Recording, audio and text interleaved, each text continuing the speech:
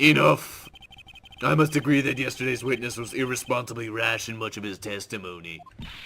Bad luck, Nick. Looks like the boil of a contradiction you found is just a rash. A mare can't be beaten by a handful of seeds, nor can it lie. So, what exactly was the old man looking at? Fill us in, Mr. Armstrong. Go on, tell the court. We're all ears. Oui, I can explain. Please, if you will look at the plans of the restaurant. Man, I really want to go get some water, but after this, I guess. Alors, is everyone sitting comfortably? La mirror, it was in the middle of the restaurant, dividing the two halves. Wait, I'm gonna love it if there's a way to press this everyone's sitting comfortably. Actually, I'm not! Oh, I'm sorry, Phoenix. And everyone just, like, shuffles their chairs a little bit. There is only one seat from which you could have seen an image of la victim. That was the seat at the table next to the victims. That was where the old man was sitting.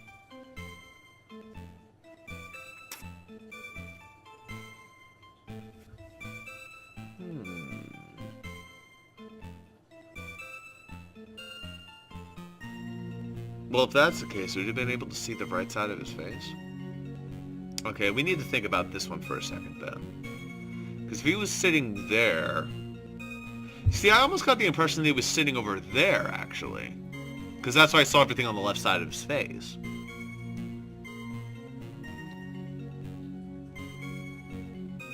See, that almost contradicts his testimony because he's talking about how he wanted to read the newspaper of the guy, even though that was just a random, like, throwaway piece of dialogue. You wouldn't have been able to read the dialogue in reverse if it really was a mirror. Okay.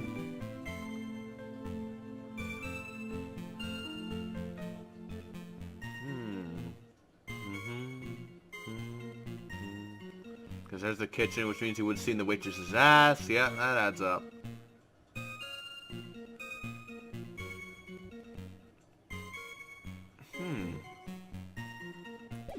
I don't know. Let's just let it go along. After a terrible incident occurred, I moved la mirror so it was not in the way. But naturally, I did not touch anything else. I see no problems with the explanation we have just heard. From the table next to the victims, Mr. Kudo could have seen the victim in the mirror. What a naughty little coquette I am. Confusing all the men here like this. Don't worry about it. Apologies, I almost wanted to do the Udgy impression. He can keep up, except for the guy breaking out into cold sweat out there, like again. Over there again. Oh, I hate this guy. You said you didn't touch anything else apart from the mirror. Are you quite sure about that? I was unaware people could glide across the floor. Volunteers, of course. Very well, Mr. Wright, your cross-examination, if you please. Alright, now while this goes on, I'm gonna go grab some water. And I'm gonna pause it. Phoenix Zone. Alright, let's go. My ass. The blanket. Scooch my butt a little bit. Move the tin foil. Fucking out of here. There we go. Good to go. Sort of.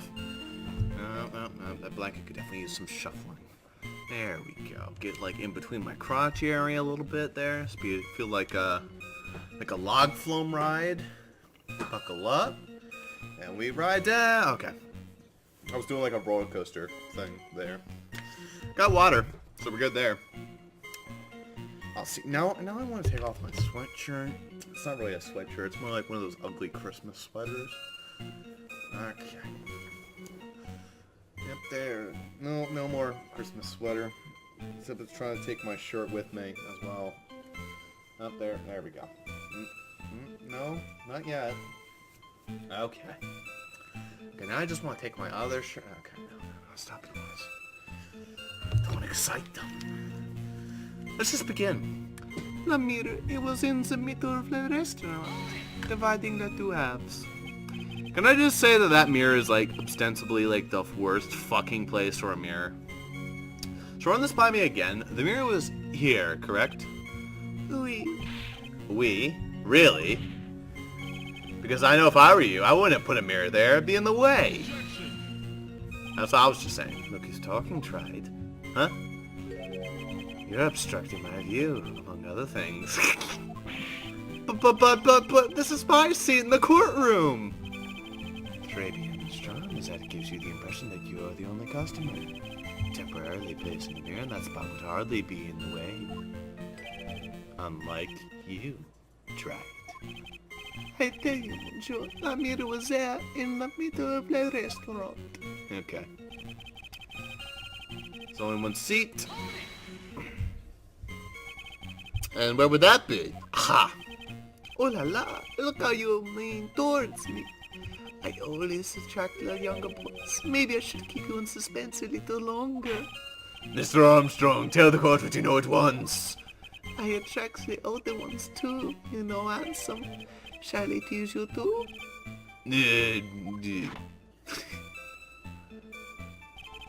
I'm already seeing a very hot someone, so I'm afraid you'll be waiting for a long time. Wait, who's Gatto seeing? Bet she has some mocha cream skin and cappuccino perfume. Bien, I will tell you, there was only one seat from which you could have seen. So it was the seat at the table. You know, I forgot. Was there a dialogue for... No, there wasn't a dialogue for sit down and... Oh, that would have been so funny! So why can you only see the victim from that particular seat? Mais, monsieur, it is obvious, no? If you look at the plans, you will understand. The victim would have been reflected in the mirror like so. If you were sitting at the table next to him, you would have seen everything, no? So that's the seat old Sadie was sitting in on the other day, when the poisoning happened. The old man was sitting at the table next to the victim? Why does that seem kinda odd? See, now here's the thing. Now, the kitchen is, of course, a thing to constantly think about. Okay, where is it?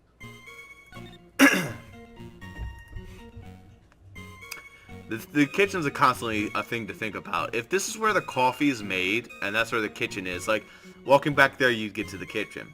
Okay. Now, if you made the coffee back there, that would be fine, because I thought Kuda was sitting here. God, now I wish Kuda was in here so he could just tell us where the fuck he was sitting. But yeah, if Kudo walked in from the kitchen... Or, no, not Kudo, sorry. If Maggie walked in from the kitchen, then it would make sense, where the waitresses come in to give the coffee.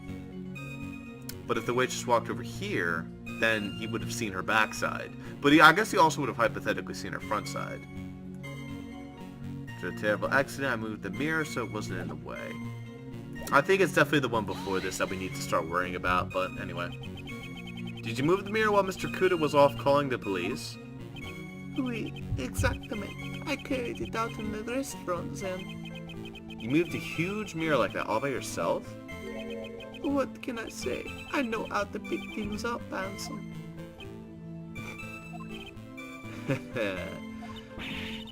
Gatto actually laughed at something. well, given the witness's physique, I suppose it is possible. Did you move anything else from the crime scene, Mr. Armstrong? I look like the obliging type, non? No, don't present anything. Naturally, I did not touch anything else. Are you sure about that? I touched nothing except for the mirror. That's not true. He touched the lottery ticket. Mr. Wright, is there something the witnesses said that doesn't match the crime scene? Yeah, there is. I just can't put my finger on what exactly. Suffering from a case of heartburn, tried. Oh, I have just the thing for that. An oil with golden mare and Frankensteins. Add a few drops to your coffee and voila, enjoy. Focus, Phoenix. Breathe. I need to ignore these two and just find some evidence. It is pretty strange though, isn't it? I mean, nobody mentioned anything about a really large mirror. You'd think someone would have, but Maggie didn't, and neither did little Seedy.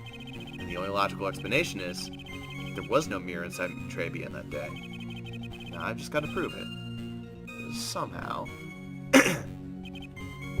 Well, I can't prove the mirror, but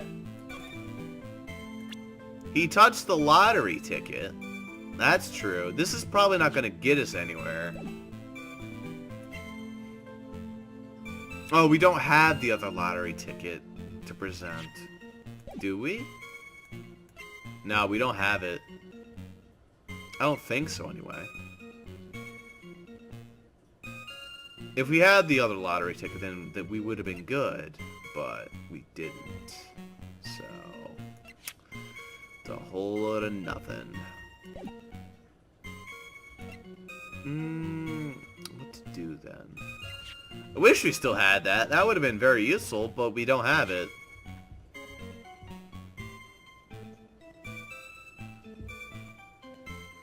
The ear medicine we could also go for. But they're unidentified fingerprints. Can we get them on that? I don't think so. So instead, we can think about how we can prove that the mirror is a problem. Okay, let's hear about this one again. So I can only see the victim in that particular seat. Okay. I mean, you could also hypothetically see him from this seat. Like, there's no reason why you couldn't, and I'm trying to factor in a reason as to why that would be the case. Because he was talking about reading the newspaper. He was leaning over and reading the newspaper. Actually, that's it. He had to be here. And we're going to have to prove that. Because there's no way he would have been leaning all the way over here to read the newspaper from behind a fucking mirror. And if that was the case, then he would have been able to see on the mirror, like, what he wanted to see.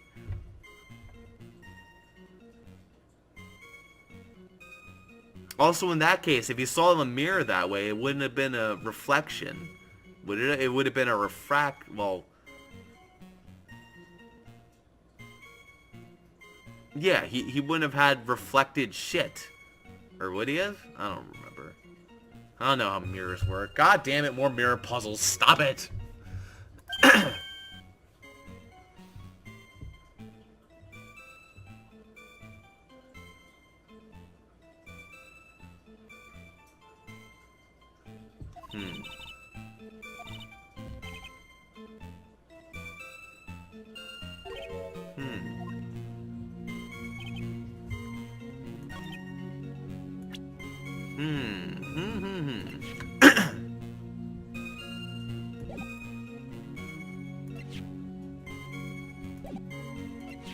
What else do I have?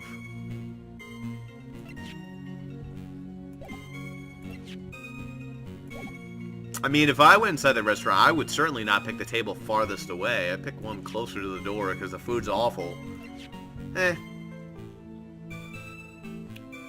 Wait. Well, I know he broke the vase. Can we see where the vase is broken now? We can't see that.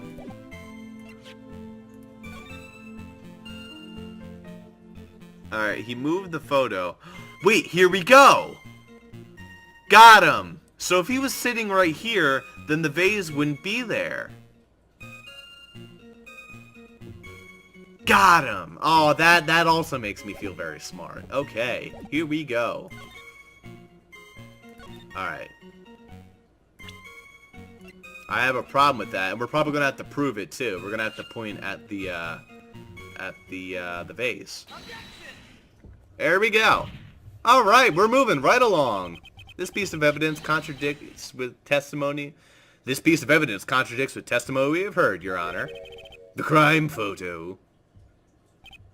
Yeah, this photo clearly shows something that theoretically should not exist. What on earth do you mean by that, Mr. Wright? Please point at it for all the stupid people in the audience. Should not exist. Sounds like you're just copying yourself. That's awful, but I like it. Sounds like you're describing yourself. Get fucked, Phoenix. Now then, if the defendant would clarify. What is this something that should not exist in this photo? It is the vase. That's pretty close, right? Let's go with that. I think it's pretty obvious that this is what should not be in the picture. The vase. What possible connection does that have with the witness's testimony? Your Honor, I'm telling you that there should not have been any vase on this table.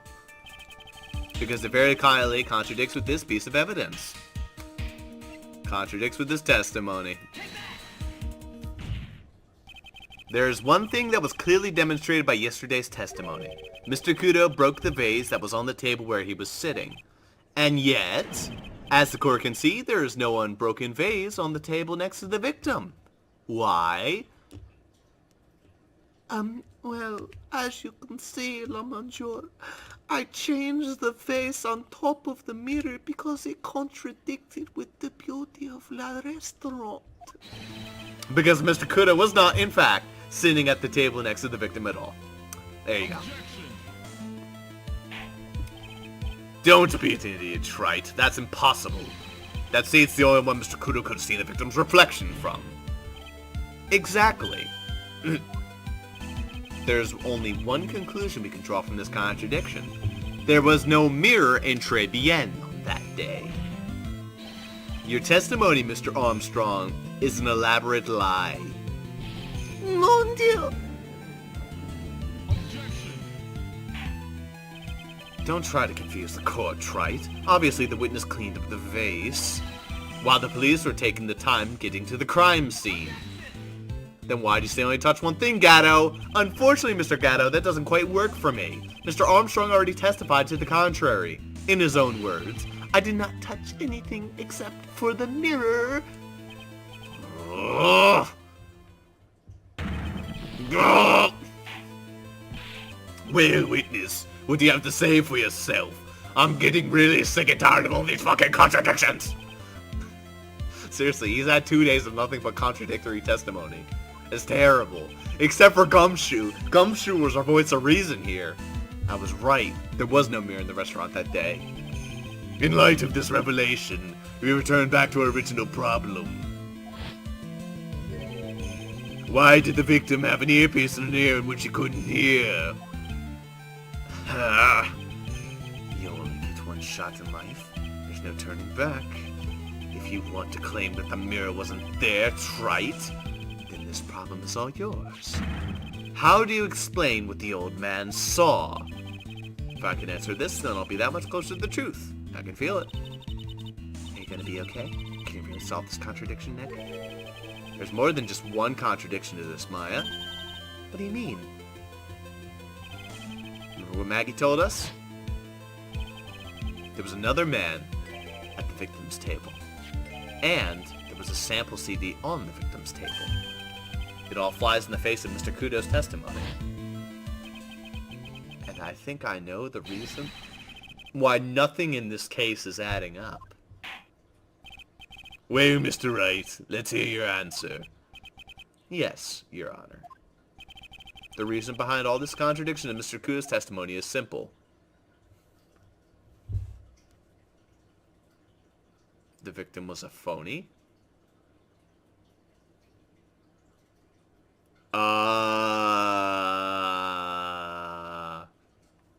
The ear doctor made a mistake. Good fucking luck predicting that one.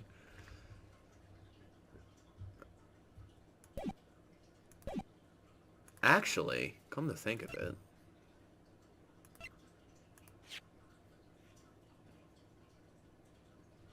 we can't prove that. So that's our bullshit answer of the day. Mr. Kudo made a mistake. He made many mistakes. The victim was a phony. As in him.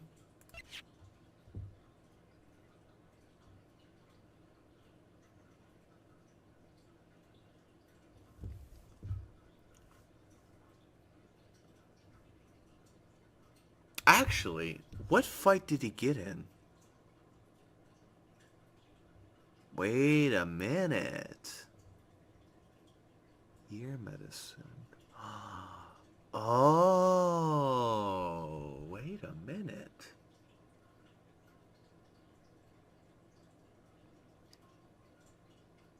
So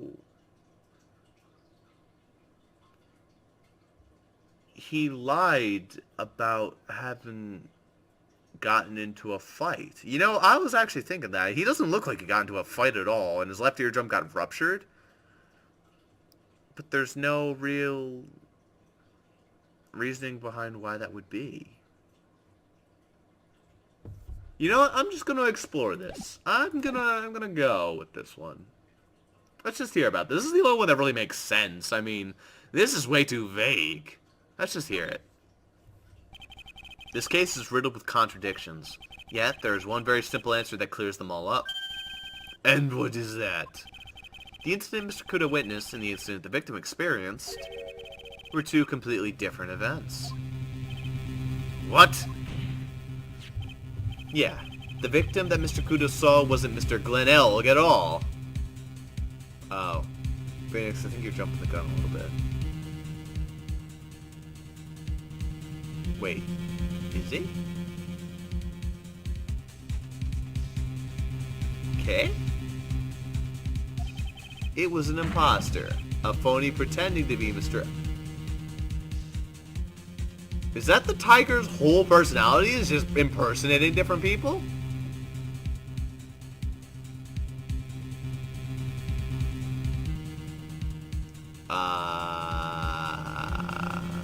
I'm a little lost here, Phoenix, so I'm just gonna let you go. Have a conversation with this one. Obviously, unlike the victim, there was nothing wrong with the imposter's left eardrum. That's how he ended up wearing the earpiece in his left ear by mistake.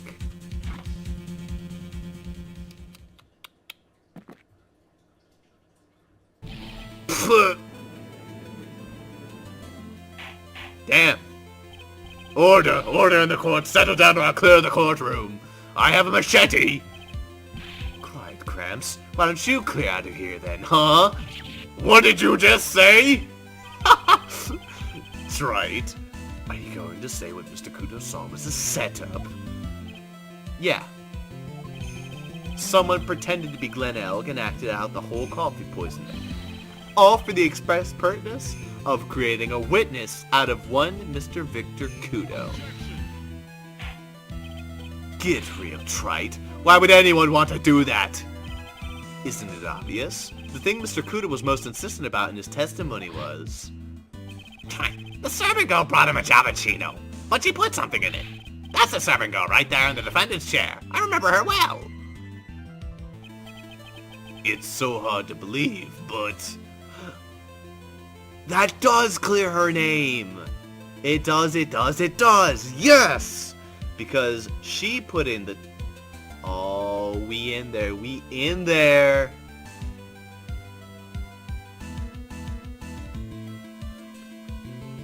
What the fuck happened then? A fake spiking and then a real spiking? Like, what the fuck? So then he left to go call the police, and then everyone else is in on it. Oh my god, they killed the shit out of Glenn Elg. There was one and only one reason to show Mr. Kudo this fake poisoning. To show Maggie Bird in the act of poisoning the coffee. Are you insinuating that the waitress in the old man's story was a fake as well? It's true that there were no other customers in the restaurant at the time, but... It's also true that the chef was there. He would have noticed what was happening. That's right. We're a witness. If your restaurant really was the scene of such theatrics, you would have known about it, correct? Oh la la, this is most difficult for me. No, it's not. Let me help you out there. No, it's quite simple. All you have to do is testify. You were under oath, after all. Was there, in fact, a phony at Tribulations that day? The defense demands that Mr. Armstrong tell the whole truth about what happened. The defense's request for additional testimony is accepted. You will accurately explain in detail the events in the restaurant that day. God, that would be an awful position to be in. This is like one where you feel the lie. You feel it, like, through his complete composure. You're like, how the fuck are you gonna lie your way out of this one?